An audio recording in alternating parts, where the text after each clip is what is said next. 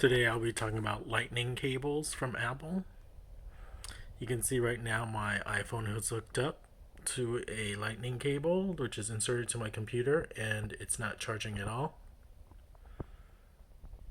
See here? See down here? It's not charging at all.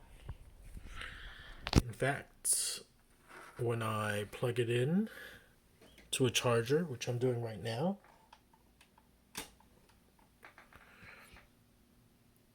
it's not charging at all.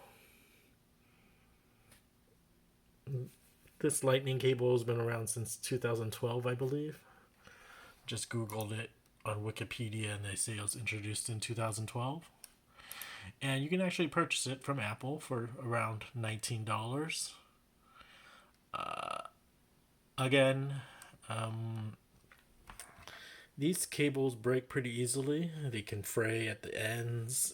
So this cable is, they designed this cable over 8-9 years and they still haven't fixed to make it, durable and sturdy. Here's another lightning cable.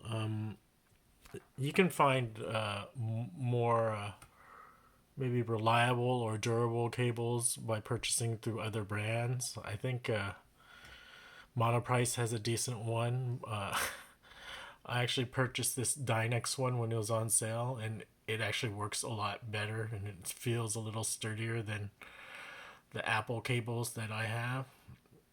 I've gone through quite a few already, and it's not like I'm chewing on them or my dog's eating them or some random thing. It's just these cables are not built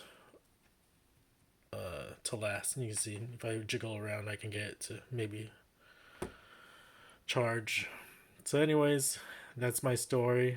If you're gonna get a replacement lightning cable, I don't think you should probably get from Apple, but Apple would say otherwise. They'll probably tell you go get their cables.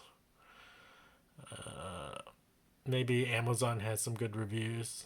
So I just wanted to make a video about how this lightning cable isn't that great.